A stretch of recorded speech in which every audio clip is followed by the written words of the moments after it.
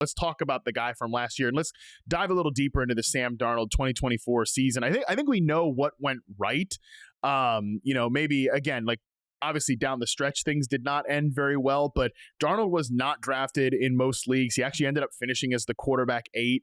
Again, whether we buy that was more him or it was more the system, he was one of the more productive quarterbacks in the league on a stats basis last season. Right. The ability to make chunk plays, the ability to extend plays in the pocket, still keep the eyes downfield. I think about the throw he made against Seattle where he climbed the ladder in the pocket and just threw a laser. I think it was to Addison. And Darnold, much like Geno Smith, right? Drafted by the Jets, everything goes wrong. I mean, Geno Smith was punched by a teammate when he was on the Jets. Sam Darnold got mono. Does anybody get mono anymore? Just the run out being as bad as it could be. And sometimes you just have to give these guys some time to find the right situation and away from all the chaos. And, it's the Jets have been such a clown car for so long. Of course, we'll be talking about the Jets in about 5 minutes. But every quarterback, every quarterback would want to throw to Justin Jefferson, would want to throw to Jordan Addison. You mentioned they got about a half season from TJ Hawkinson. He's more of a catch and fall guy now, but he didn't get any shorter.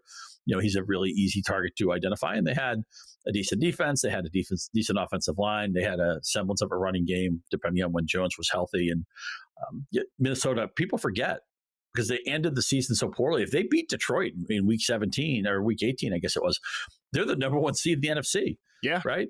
Mm-hmm. That's why I cannot wait, Matt, to get this NFC North thing going, because I think you can make a playoff case for all 4 teams. You can make a miss the playoff case for all 4 teams, including the Lions. I know they went 15-2 last year, but we'll see what they do without their coordinators, and they lost their starting center too. Their offensive line now, I just saw a recent offensive line rankings that didn't even have them in the top 5 anymore.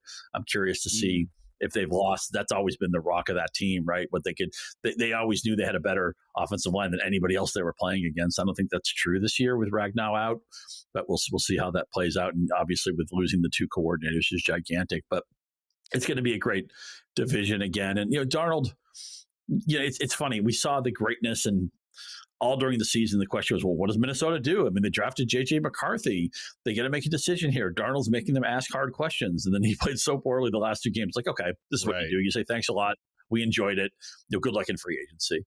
And they didn't get anything for him. And, it's just so funny how that went from a hot button, AM morning show talking heads thing to like, no, okay, they really have one choice, which is like, thanks for the memories. It was a fun season. We drafted our, next 10 years quarterback. We got to turn it over to him.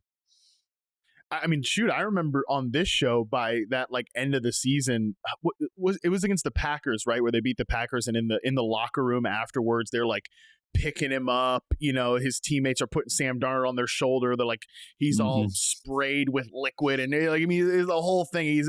Kevin O'Connell's like watching it with like starry eyes from the side of the locker room and all this. And I remember thinking like, man, because I'd been squarely on team. Yeah, you thank Darnold for his services. You let him go try to pursue something elsewhere, and then you just turn to J.J. McCarthy in the next year because that was the whole plan here. But I remember at that point thinking, like, can they really do that? Because he is producing at such a high level, and like these guys love him, and they seem so bought in on him. And then that was it.